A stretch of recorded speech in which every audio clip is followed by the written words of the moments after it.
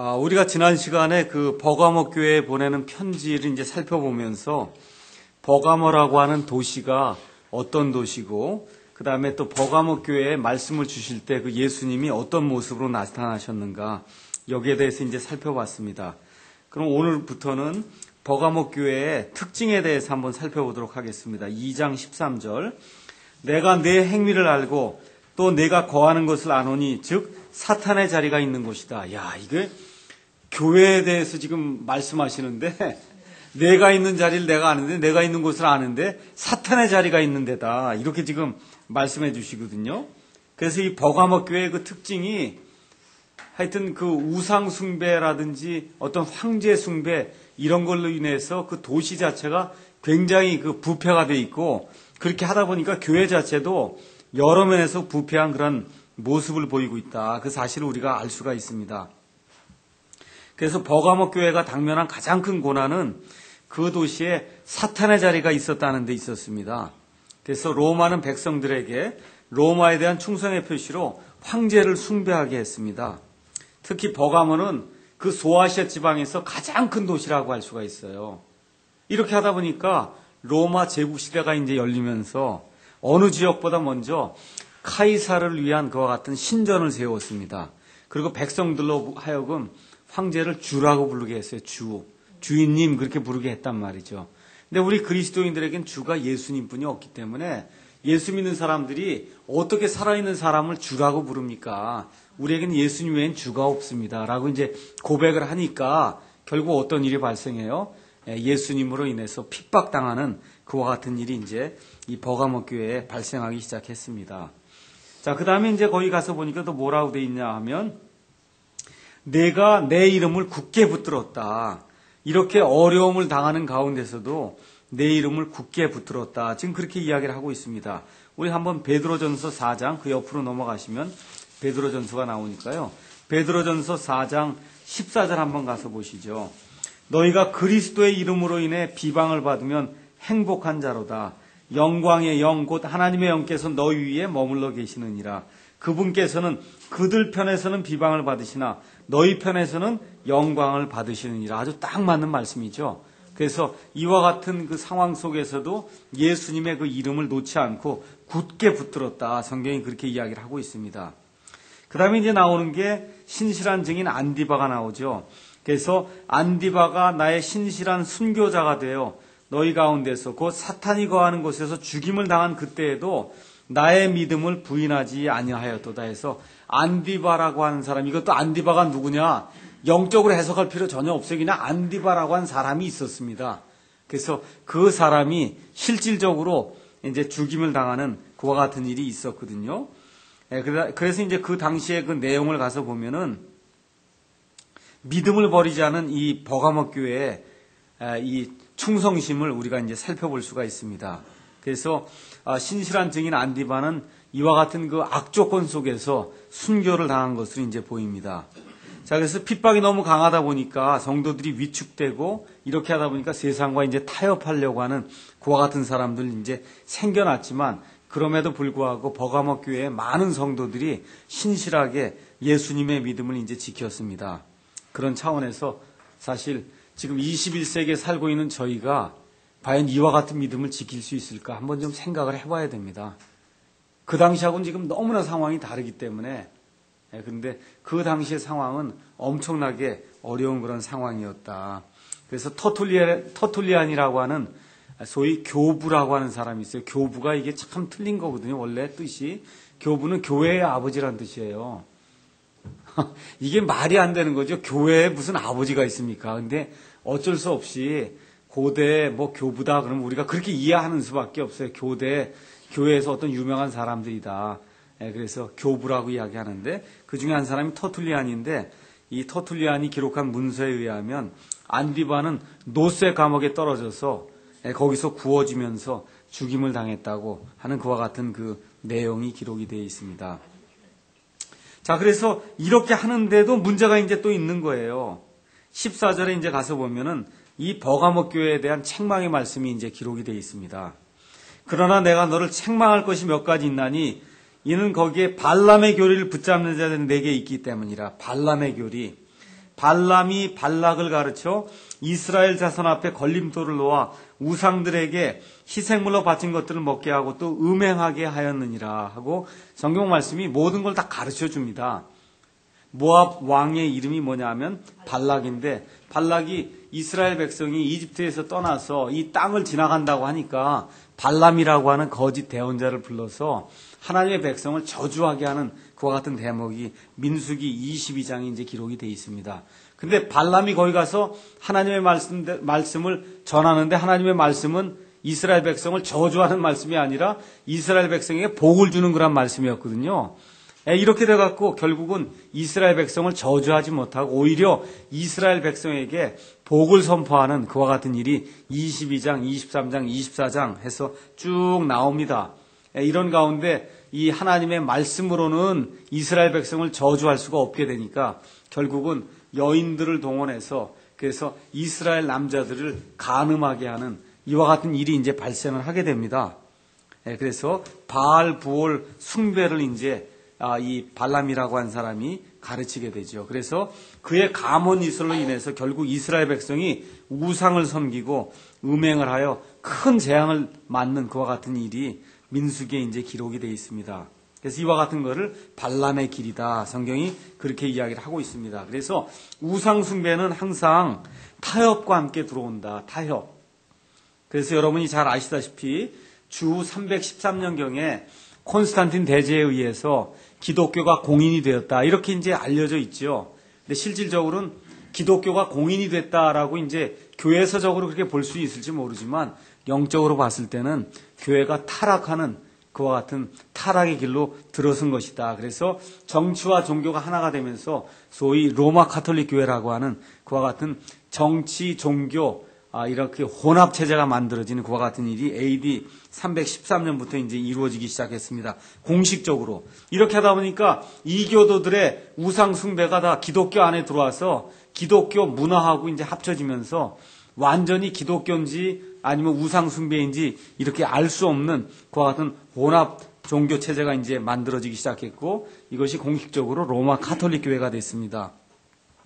그래서 주 300년경에는 죽은 자를 위한 기도, 그 다음에 또 지금 우리 카톨릭 교인들 밥 먹을 때 뭐 성호 이렇게 그리지 않습니까? 성호 그리는 거. 그 다음에 375년에는 성인과 그 다음에 천사를 숭배하는 거. 394년에는 미사 제도가 시작이 돼서 그래서 매번 예수님을 이 천주교 성당 안에 있는 제단에서 잡아 죽이는 그와 같은 그 미사 제도가 이제 시작이 됐고 431년에는 성모 마리아가 하나님의 어머니다 해서 성모 마리아를 섬기는 이와 같은 그 이교도들의 풍습이 마치 기독교의 풍습인 것처럼 둔갑을 해서 교회 안에 들어오기 시작했습니다.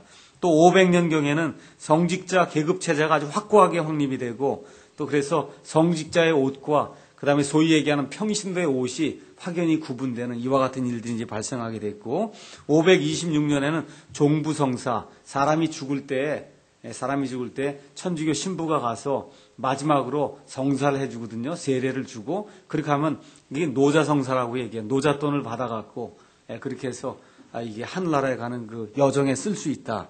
이렇게 해서 하는 종부성사.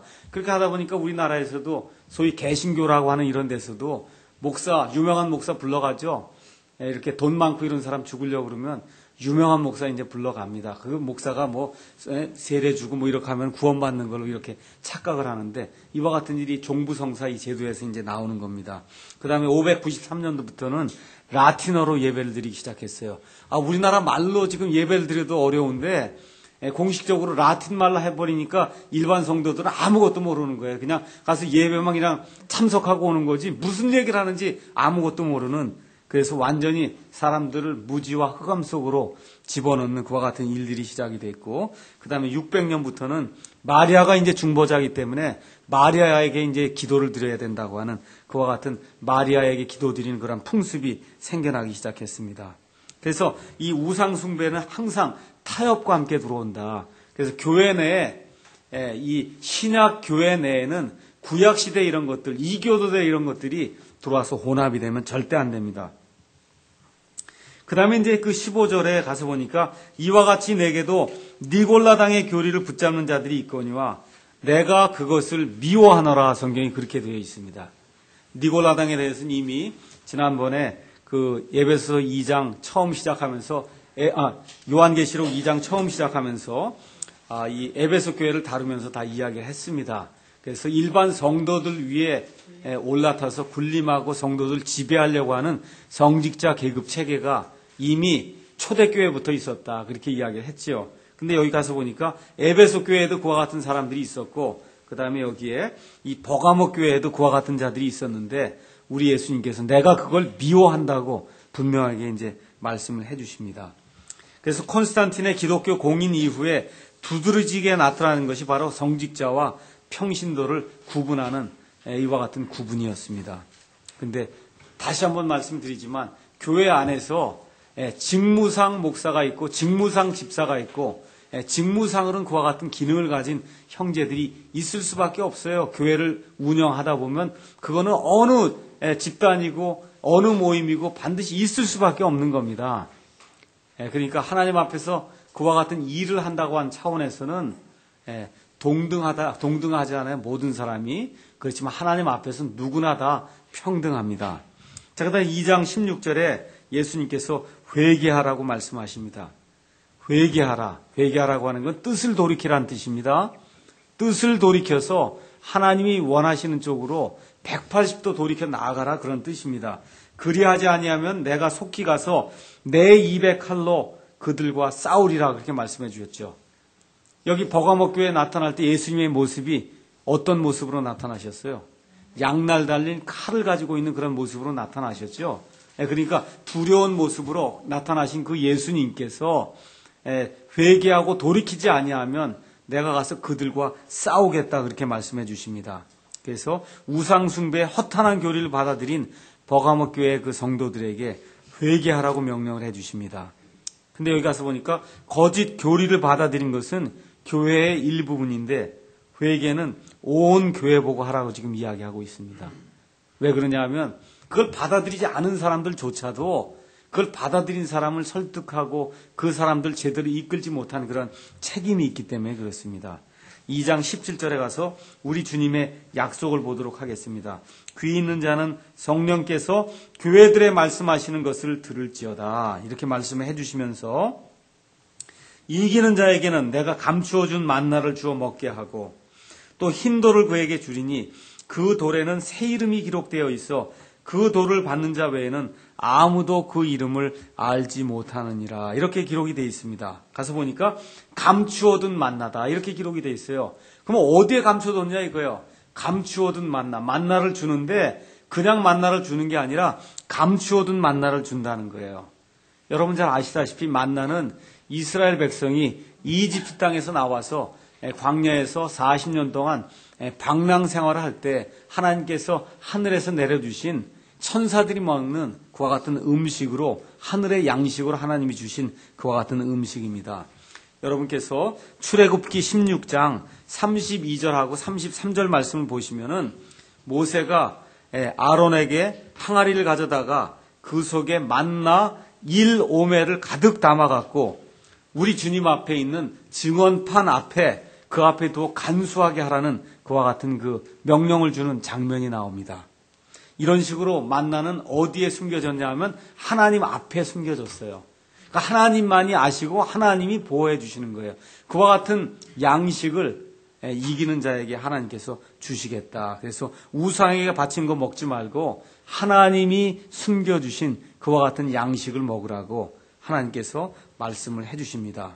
그 다음에 또 흰돌이라고 하는 게 나오는데 흰돌, 고대 사회에서 흰돌은 무죄의 의미로 쓰였습니다. 그러니까 옛날에 재판을 할 때 재판관이 있거나 아니면 재판관하고 배심원이 있었습니다. 우리나라는 지금 배심원 제도가 없는데 미국이라든지 다른 나라에는 배심원들이 있어서 이 사람이 옳다 그르다를 이렇게 판단합니다. 근데 옛날에는 이 사람이 무죄요 할 때는 흰돌을 갖다 놨습니다. 흰돌. 아시겠죠? 그래서 이 흰돌을 주겠다라고 이야기하는 것은 내가 너를 정말 승인받은 자로 인정받은 자로 그렇게 인정을 해주겠다 그런 이야기입니다.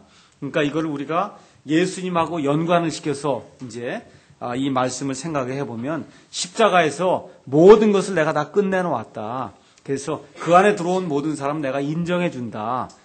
승인해준다. 내 자녀도 받아준다. 이와 같은 말씀으로 여러분이 이해를 해보시면 되겠습니다. 자, 그러면 여기 17절에 나오는 이기는 자, 이건 구원하고 상관이 있는 것 같아요? 아니면 행위에 대한 보상으로 생각이 돼요? 이건 행위에 대한 보상으로 이렇게 생각이 들죠? 그래서 앞뒤 문맥상 요 이기는 자가 이렇게 구원하고 상관이 있을 수도 있고 또 행위에 대해서 보상을 해주는 그와 같은 것하고 상관이 있을 수 있다. 그렇게 이제 볼 수가 있습니다. 자, 오늘은 계속해서 두아디라에 있는 그 교회에 예수님께서 보내신 그 편지를 살펴보겠습니다.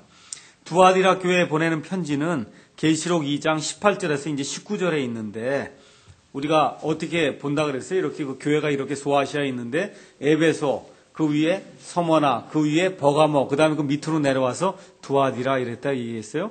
두아디라 밑에 사대 밑에 필라델피아, 그 밑에 라오디게아 이렇게 되어 있습니다. 이렇게.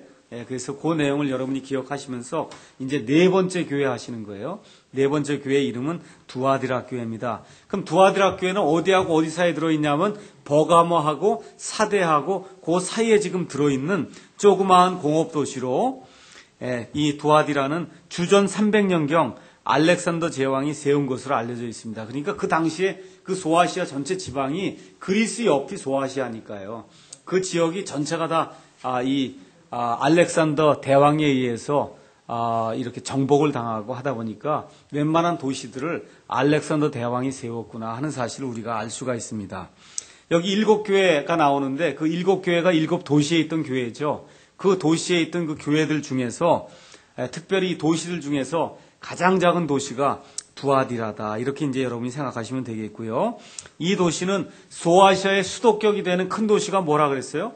버가모. 근데 버가모 바로 앞에 이렇게 놓여 있었기 때문에 길목에 위치했기 때문에 수비대가 이제 주둔을 했고 그 다음에 이 두아디라에 유명한 사람이 하나 사도행전 16장에 나오죠. 누구예요? 루디아라고 한 여인이 나오는데 루디아가 뭘 파는 여인이었어요? 자주색 옷감 장사. 자주색이라고 하는 건 염색을 해야 되는 겁니다. 맞죠? 그래서 이 두아디라에는 이런 염색 공장이 있었던 것으로 이제 유명합니다. 그래서 사도 바울이 빌립보에서 이게 두아디라가 있으면 빌립보는 저쪽 왼쪽에 가 있는 겁니다. 왼쪽에. 그래서 이 두아디라 출신의 루디아라고 하는 여인이 저쪽에 마케도니아에 있는 빌립보에 가서 살았어요. 근데 그 여인이 뭘 했냐면 자주색 옷감 장사를 했다. 그게 다 뭐하고 상관이 있다고요? 이 사람이 두아디라 출신이라 염색 공장하고 이런 거에 상관이 있어서 이 자주색 옷감을 팔았구나. 이렇게 생각하시면 됩니다. 그래서 이 도시의 주민들 역시 직공들, 상인들, 그리고 군인들 등의 여러 부류로 이제 구성이 되어 있고 이렇게 하다 보니까 두아디라 교회 구성원들은 대부분 이방인들이었던 것 같습니다.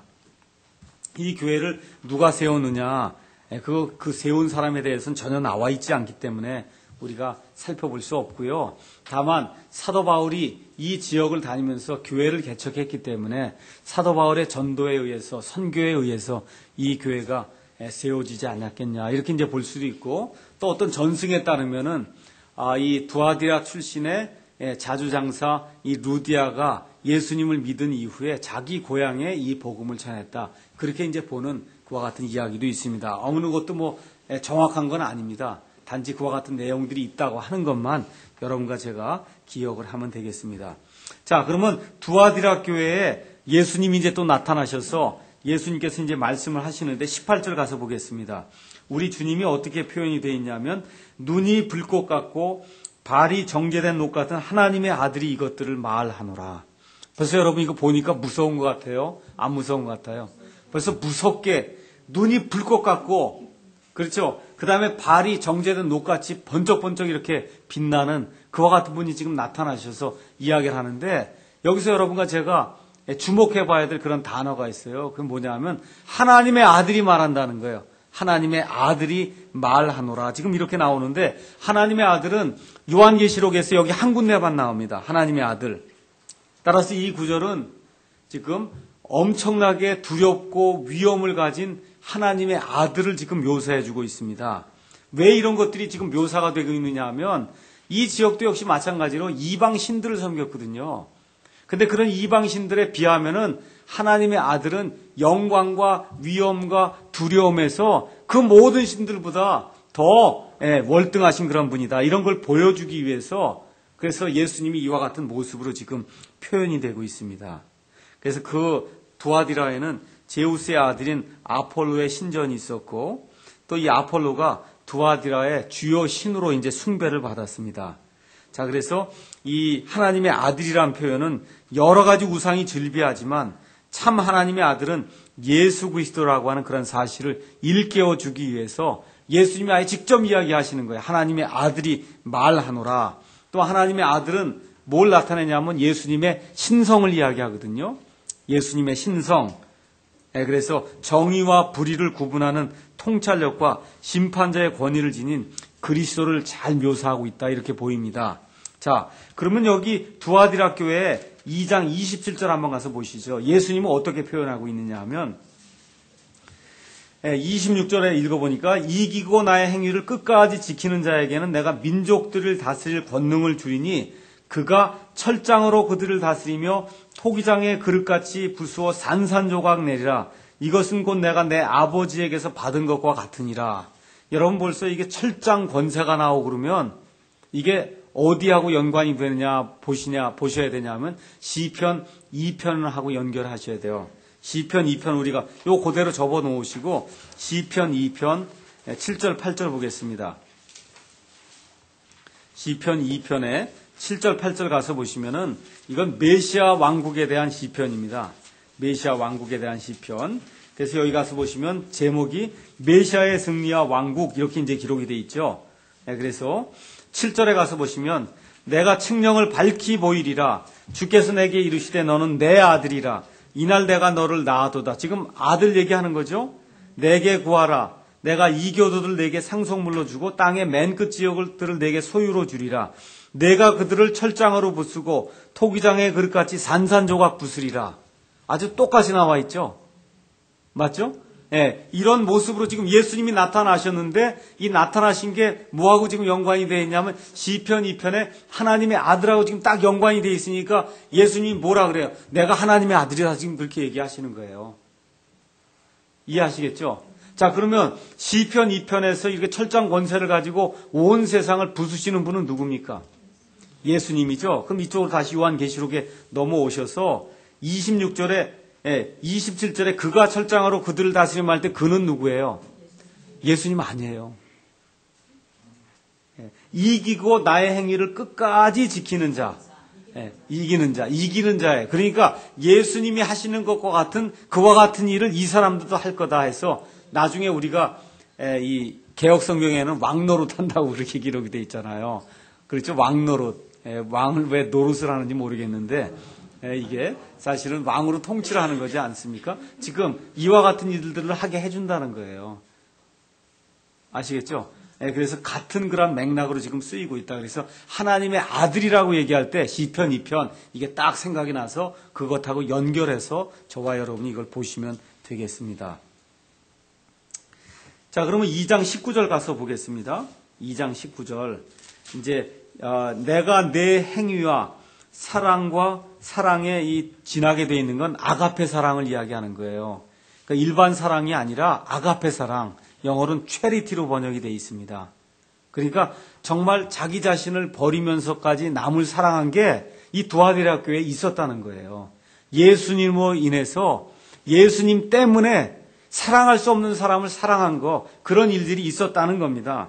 섬김과 믿음과 내 인내와 그 다음에 또 뭐를 알아요? 내 행위를 한다는 거예요. 행위를 지금 몇 번 한다 그래요, 예수님이. 여기 2번 한다 그래요. 내 행위와 19절에 그 다음에 중간에 넘어가서 또 내 행위를 한다 그러시죠. 2번이나 지금 예수님이 칭찬해줘요. 그걸 가서 보니까 내 행위를 안 하니 마지막 것이 처음 것보다 많다는 거예요. 그게 무슨 얘기예요? 행위가 점점 증가했다는 거죠. 진보했다는 거죠. 그런 걸로 봐서는 좋은 거죠. 맞죠? 예수님으로 인해서 예수 믿는 것과 같은 믿음으로 인해서 정말 많은 행위가 나왔다는 겁니다. 이거 상당히 좋은 거예요. 좋은 겁니다. 그래서 먼저 어느 교회나 예수님께서 먼저 칭찬을 하십니다. 여기 두아디라 교회에도 예수님이 이제 칭찬을 해주시죠. 그래서 거짓 가르침과 악행이 팽배한 이 두아디라 교회에도 선한 성도들이 존재했다고 하는 사실을 알 수가 있습니다. 그래서 먼저 우리 주님은 내가 너희의 행위를 안다. 내가 너희의 행위를 안다. 그것도 한 번만 아니라 두 번 안다. 그것도 또 마지막 행위가 처음 것보다 더 많으니까 너희 행위가 점점 늘어나고 이렇게 해서 진보하고 있는 걸 내가 안다 하시면서 예수님이 칭찬을 해줬습니다. 그러고 나서는 곧장 예수님이 2장 20절로 들어가셔서 그럼에도 불구하고 내가 너를 책망할 것이 몇 가지 있는데 이는 내가 이세벨이라는 그 여자를 용납하기 때문이다 해서 이제 이세벨 이야기가 나오죠. 이세벨이 도대체 뭘 했느냐? 그녀가 자기를 가리켜 여대언자라 하며 내 종들을 가르치고 꾀어 음행하게 하고 또 우상들에게 희생물로 바친 것들을 먹게 하는도다. 여기 나와 있는 이세벨도 문자 그대로 그냥 그 이세벨이라고 하는 그 여인이 그 교회에 있었던 걸로 받으면 아무 문제 없습니다.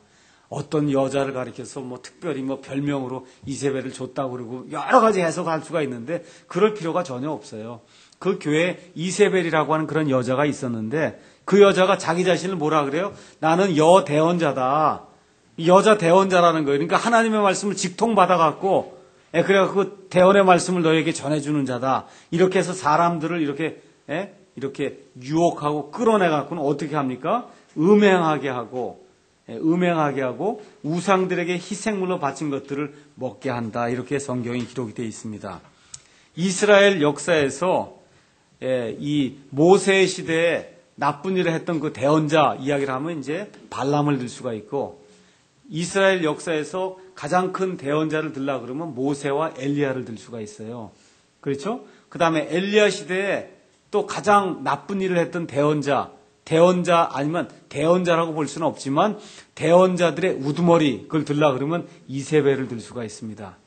이세벨은 이 이스라엘 북쪽에 있는 시돈에 있던 그와 같은 시돈은 지금으로 얘기하면 옛날 우리나라 이 세계사를 얘기하자고 할 것 같으면 페니키아의 이 출신의 여인으로 페니키아의 이방 신을 섬기던 그와 같은 그 여자가 되겠습니다. 그래서 이 아합 왕이 결혼을 했는데 이 이방 여인을 이제 데리고 온 겁니다. 그래서 이 모세 시대에는 발람이라고 하는 사람, 엘리야 시대에는 이 이세벨이라고 하는 사람 때문에 이스라엘 백성이 많은 고통을 이제 당하게 됩니다. 그래서 이세벨은 열왕기상 16장에서 아합 왕의 아내로 이제 등장하죠. 그래서 아합의 아내 이세벨이 뭘 숭배했습니까? 바알을 숭배했습니다. 바알 숭배. 그래서 이스라엘에 많은 문제를 가져왔고 그 다음에 또 어떤 일을 했어요? 여호와의 종들을 탄압을 했고 또 이스라엘 백성을 어떻게 합니까? 이스라엘 백성을 우상 숭배하는 길로 그렇게 들어가도록 그렇게 만들었습니다. 여러분이 구약 성경을 가서 읽어보시면은 구약 성경의 많은 대언서들이나 읽어보시면은 특히 하나님의 백성이 하나님을 버리고 떠나가는 일을 하나님이 어떻게 한다고 표현해요? 행음한다 그렇게 표현하죠. 왜 그래요? 여호와 하나님이 자기들의 남편인데 남편을 두고 이방신들하고 같이 좋다고 쫓아가니까 하나님 편에서 보면 그게 간음하는 거 아닙니까? 맞죠? 그러니까 지금 여기 나와 있는 것도 전체적인 그런 맥락으로 봐서는 옛날에 이세벨이 했던 그런 내용하고 지금 비슷한 일을 지금 이 여대언자가 하는 거예요. 하나님의 말씀을 받는다고 해갖고는 어떻게 해요? 하나님은 오히려 떠나서 다른 이방신들을 섬기게 하는 그와 같은 일을 한다는 겁니다. 그 음행하게 한다. 물론 실질적으로 음행에 빠지게 하는 그런 일도 가능한 일이지만 여기 앞뒤 문맥상 이렇게 봤을 때 이 대언자 이야기가 나오고 이런 걸로 봐서는 결국 뭘로다가 이렇게 음행에 빠뜨리는 거예요? 말씀으로 빠뜨리는 거잖아요. 그렇죠? 말씀으로 빠뜨리는 거예요. 여자 대언자니까 하는 일이 뭐 하는 거겠어요? 말씀 대언하는 거 아닙니까? 그렇죠? 그 말씀을 가지고 이 두아디라 교회에 있던 그런 성도들 유혹해서 그래서 하나님을 떠나게 하고 주 예수 그리스도를 배반하게 만드는 그와 같은 일을 했다는 겁니다. 자, 그래서 이와 같은 일을 했는데 21절에 우리 예수님이 정말 긍휼을 베푸셔서 이 이세벨에게 돌이킬 수 있는 그와 같은 여지를 또 허락해 주십니다. 내가 그녀에게 그녀의 음행을 회개할 여주를 주었으나 그녀가 회개하지 아니하였도다. 회개를 안 한다는 겁니다. 마치 예수님께서 가룟 유다에게 회개할 기회를 줬는데 가룟 유다가 합니까 안 합니까? 안 하죠. 그와 마찬가지로 이세벨이 회개하지 않았습니다. 그럴 때 이제 2장 22절부터 이제 예수님의 심판이 나오죠. 그래서 내가 그녀를 침상에 던져 넣을 것이요 고통을 주는 그와 같은 침상에 던져 넣을 거라는 겁니다.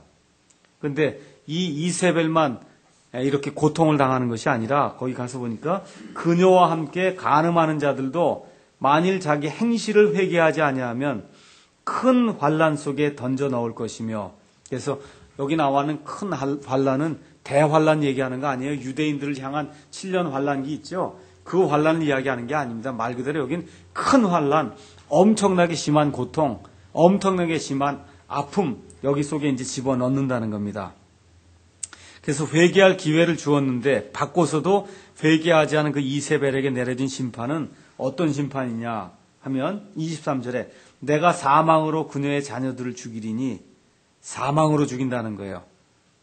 그리하면 모든 여기 나와 있는 그녀의 자녀들도 정말 그 여자의 자녀라고 볼 수도 있지만 이건 앞뒤 문맥상 그 여자가 낳은, 영적으로 낳은 자녀로 볼 수밖에 없을 것 같아요. 그렇죠? 그 여자로 말미암아 그 말씀을 듣고는, 그리고는 하나님의 배반하고 떠난 그와 같은 음행의 자식들로 보는 것이 조금 더 합리적이 아니겠는가. 이걸 그녀의 자녀로 이렇게 본다. 그거 뭐 볼 수도 있겠죠. 그런데 그 여자 때문에 그 자녀들을 벌하는 그런 꼴이 되지 않습니까? 실제 자녀들을. 성경적으로 봐서는 그럴 것 같지 않고, 여기 봐선 그녀의 자녀들이 말씀으로 인해서 음행을 해서 음행으로 말미암아 태어난 이와 같은 그 잘못된 그와 같은 사람들이 아니겠는가, 이렇게 이제 보입니다. 그래서 사망으로 이 여자뿐만 아니라 이 여자의 자녀들을 이제 죽이겠다, 그렇게 말씀해 주시면, 그리하면 모든 교회가 나는 곧 속중심과 마음을 살피는 자인 줄 알리라. 여러분이 이 사도행전 5장에 이렇게 가서 보시면은 아나니아와 삽비라 이야기 아시죠? 처음에 교회가 시작이 될 때 이 사람들이 좋은 의도로 땅을 팔아서 다 하나님께 드리려고 했거든요. 그런데 어떻게 됐어요? 땅을 팔고 나서 가져다 바치려고 하니까 아까운 마음이 들었단 말이에요. 이런 상황 속에서 그대로 두면 그러면 하나님을 우습게 보는 그와 같은 일이 교회 내에 발생한단 말입니다. 그러니까 어떻게 하나님께서 본보기로 이 두 사람을 죽이잖아요. 그럴 때 나오는 게 그거예요. 나는 곧 속중심과 마음을 살피는 자인 줄, 뭐가 안다는 거예요? 모든 교회가 안다는 겁니다. 모든 교회가 안다. 그렇게 이제 기록이 되어 있습니다. 여기 나와 있는 건 모든 교회는 그 교회 성도들 얘기하는 게 아니라 all the churches로 되어 있으니까 지금 교회, 그렇죠? 그 다음에 1년 전에 있던 교회도 되고 미국에 있는 교회도, 하여튼 모든 교회가 하나님은 정말 속중심을 살피고 그 다음에 마음을 살핀다. 여기 속중심이라고 되어 있는데 영어로는 reins로 되어 있거든요. reins, R-E-I-N-S로 되어 있는데요. 이게 원래 뜻이 뭐냐면 콩팥이란 뜻이에요. 그러니까 나는 콩팥들을 알고, 이런 뜻이에요. 근데 여러분 콩팥 보입니까? 여러분 이렇게 눈 뜨고서 콩팥 볼 수 있는 사람 있어요? 없죠? 없단 말이에요. 그러니까 이것도 번역을, 나는 곧 콩팥과 마음도 원래는 무슨 뜻이에요? 영어로는 심장이란 말이에요. 원래는 그거예요. 나는 콩팥과 심장을 보는 사람이다. 이런 뜻이에요. 원래 뜻이. 의사가 아니라 초자연적으로 이렇게 꿰뚫어 본다는 거예요. 그러니까 우리 인간이 아니라는 거예요. 원래 뜻이. 근데 그거를 나는 콩팥과 심장을 꿰뚫는 자다, 이렇게 하면 이게 도대체 무슨 얘기인가, 이렇게 생각이 되지 않습니까? 그러니까 속중심, 속에 있는 이 키드니, 그러니까 이 콩팥이 그 안에 들어있잖아요. 그렇죠? 그 다음에 우리말에서도 마음이 이 안에 있다는 거 이해가 되고, 참 하나님이 묘하게 언어를 그렇게 만드셨어요. 그래서 이 그리스 말에서든 영어에서든 아니면 한국말에서든 이게 heart라고 하는 그런 단어를 딱 쓰면 이게 심장도 될 뿐만 아니라 그 안에 들어있는 마음도 된다. 이게 다 똑같이 그렇게 하나님이 이렇게 만들어 놓으셨습니다. 우리 다 같이 한번 예레미야 17장 9절 10절 잠깐 보겠습니다. 예레미야 17장 9절 10절.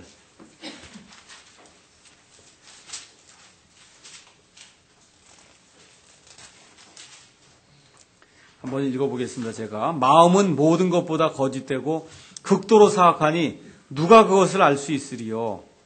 나 주는 마음을 살피며 속중심을 시험하여, 여기도 가서 보면 속중심이 레인이라는 단어가 나오거든요. 각 사람의 길들과 그 사람의 행위의 열매대로 그 사람에게 주느니라, 이렇게 기록이 되어 있습니다. 그러니까 이 말씀들을 저와 여러분이 보시면서 여기 지금 나와 있는 이 계시록의 각 교회에게 지금 예수님이 지금 주시거든요. 이 말씀이 나에게도 주신다, 이렇게 생각하세요. 저와 여러분이 하나의 교회라고 생각하시면 돼요. 하나의 교회. 여기는 자매도 한 교회고 저도 한 교회고 예수님 안에서 가장 작은 그와 같은 단위의 교회다, 이렇게 생각하시고, 우리 예수님께서 내 마음과 속중심을 살피고 그리고 그 안에 무엇이 들어있는가를 따라서 예수님께서 판단하신다, 이거 생각하시면 여러분 조금 좀 두렵지 않으십니까? 그렇죠? 모든 거 행할 때 하여튼 예수님이 그 동기를 보신다는 거예요. 동기. 교회를 크게 하든 교회를 작게 하든 헌금을 많이 하든 헌금을 적게 하든 주일날 어쩔 수 없이 빠질 수가 있단 말이에요. 그렇죠? 근데 예수님이 뭘 보신다는 거예요? 그 속중심을 보신다는 거예요. 그 마음을 보신다는 거예요. 그 내용을 여러분이 가지시면서 어느 면에서는 좀 자유함을 누리시기도 하시고, 또 어떤 면에서는 예수님이 두려운 분이시구나, 그런 차원에서 저와 여러분이 이 말씀을 대하시면 좋을 것 같습니다. 자, 그 다음에 2장 23절 이제 우리가 지금 읽은 그대로 행위에 따라 각 사람에게 주리라. 이건 구원 이야기를 하는 것이 아닙니다. 구원받은 이후에 예수님의 믿음으로 말미암아 나오는 그 행위가 어떤 거냐에 따라서 예수님께서 그대로 갚아주시겠다. 24절, 그러나 내가 너희와 두아디라에 있는 남은 자들 곧 이 교리를 가지지 아니하고 그들이 말하는 대로 사탄의 깊은 곳을 알지 아니한 모든 자들에게 말하노니 내가 어떤 다른 짐도 너에게 지우지 아니하리라. 여러분, 이단에 왜 빠집니까? 하여튼 신천지다 뭐다 해서 이단에 갔다 하면 어떻게 돼요? 뭔가 깊은 거, 교회에선 가르쳐주지 않는 거, 성경에 없는 뭔가를 가르쳐준다 그러거든요. 그걸 지금 여기 뭐라고 얘기하냐면 사탄의 깊은 곳이라는 거예요. 그러니까 여러분 한번 잘 생각해 보세요. 예수 믿는 도리가 이게 신비한 거죠. 어떤 면에서 신비하냐면 정말 믿겨지지 않는 이 성경이 믿겨지고, 그렇죠? 보이지 않는 그런 천국이 이렇게 보이는 것처럼 이렇게 느껴지기 때문에 우리가 이건 믿는 거 아닙니까? 그런 차원에서는 굉장히 신비한 건데 그걸 벗어난 신비를 구하려고 그러면 곤란해요. 어떤 뭔가 이렇게 황홀하게 뭔가가 쫙 내게 이렇게 머리끝부터 발끝까지 뭐가 임하고 엄청나게 이렇게 특별한 계시가 있어갖고 나만 딱 이렇게 아는 이런 것이 있고, 이런 걸 추구하면 곤란하다, 그 얘기죠. 여기 성경에 나와 있는, 예수 믿은 이후에 성경에 나와 있는 특별히 구원에 관련된 모든 교리는 너무나 명백하고 어떤 신비에 가려진 그런 것이 전혀 없어요. 근데 지금 여호와의 증인이니 몰몬이니, 그렇죠? 신천지니 하여튼 할 거 없이 여러 종류의 그와 같은 그 이단들 가서 보면 일반 교회에서 가르쳐 주지 않는 어떤 것을 가지고 그걸 가지고 와서 자랑스럽게 이야기하면서 그걸 가르쳐 주겠다고 하고, 우리가 아니면 그걸 풀어줄 수 없다고 얘기하고 해서 사람을 이렇게 유혹하지요. 그걸 여기 보면 사탄의 깊은 곳이다. 근데 예수님이 사탄의 깊은 곳을 알지 않은 자들에게는 뭐라 그래요? 지금 내가 지고 있는 그 짐 외에는 다른 건 지게 하지 않겠다. 다른 걸 요구하지 않겠다는 거예요. 그래서 저와 여러분이 지금 가지고 있는 이 단순한 믿음, 예수님을 향한 그 믿음, 성경으로 확신이 되는 그 믿음, 그거 외에는 다른 건 더 이상 요구하지 않겠다고 지금 예수님께서 우리에게 위로의 말씀을 주십니다. 2장 25절에 다만 뭐만 하라는 거예요? 너희가 이미 가지고 있는 것을 내가 올 때까지 굳게 붙잡아라. 지금 하고 있는 것 신실하게 굳게 붙잡아라. 그것만 내가 요구하겠다, 이렇게 말씀해 주십니다. 2장 26절 27절은 아까 이야기했죠. 시편 2편 8절 9절에 나오는 메시아의 천년왕국에 그때 이 메시아가 행할 그 일을 이기는 자에게 하게 해주시겠다, 그렇게 이제 말씀해 주셨습니다. 그 다음에 28절엔 내가 또 그에게 새벽별을 주겠다.